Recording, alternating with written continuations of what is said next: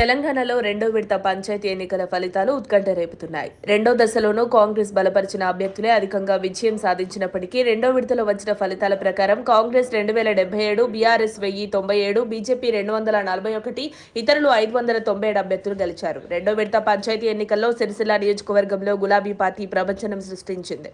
30 సర్పంచ్ స్థానాలకు గాను 20 స్థానాలను బీఆర్ఎస్ గెలుచుకుంది. ఇక అధికారిక కాంగ్రెస్ పార్టీ సింగిల్ డిజిట్ గా పరిమితమైంది. 10 గ్రామాల్లో మూడో స్థానంలో నిలిచి డిపాజిట్లు కోల్పోయినట్లు సమాచారం. ఇక బీజేపీ అయితే దరిదాపుల్లో కూడా లేకపోవడం గమనార్హం. కాంగ్రెస్ అధికారంలో ఉన్న బీఆర్ఎస్ వర్కింగ్ ప్రెసిడెంట్ కేటీఆర్ సొంత నియోజకవర్గంలో బీఆర్ఎస్ హవా నడుస్తోందని గులాబీ శ్రేణులు చెబుతున్నారు.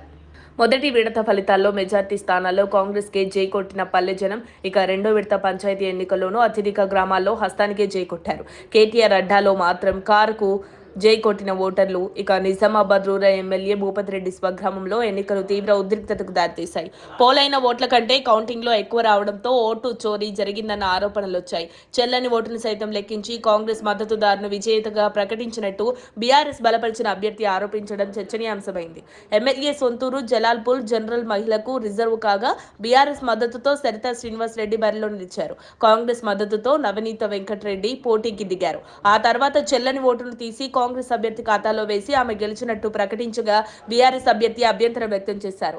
ఇక ఏదేమైనా పంచాయతీ ఎన్నికల్లో అధికార హస్తం 2000 పైచిలుకు స్థానాల్లో విజయం సాధించగా ఇక గులాబీ పార్టీ 2వ స్థానానికి పరిమితమైంది. ఇక బీజేపీ అయితే 3వ స్థానంలో కూడా లేనట్లే కనబడుతోందని విశ్లేషణలు వినిపిస్తున్నాయి. పంచాయతీ పోరులో కాంగ్రెస్ ప్రభంజనం ముందు కారు స్పీడ్తో కమలం వాడిపోయింది. తెలంగాణలో 8 మంది ఎమ్మెల్యేలు, మరో 8 మంది ఎంపీలు ఉన్న బీజేపీకి పల్లెల్లో పట్టు లేదని తేలిపోయింది. ఇక రాష్ట్రంలో బీఆర్ఎస్ పర అయిపోయిందని, ప్రత్యామ్నాయం తావేనని ఊదరగొట్టే బీజేపీ నేతల మాటలు వట్టివేనని రెండు విడతల పంచాయతీ ఎన్నికల ఫలితాల్లో రుజువైంది.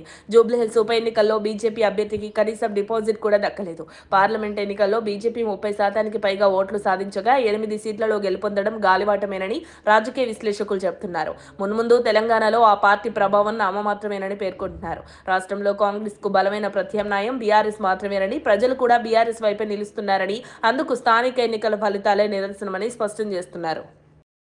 మరిన్ని అప్డేట్స్ కోసం మా కాయ్ టీవీని సబ్స్క్రైబ్ చేసుకోండి. మా వీడియో కనుక మీకు నచ్చినట్లయితే లైక్ చేయండి, షేర్ చేయండి.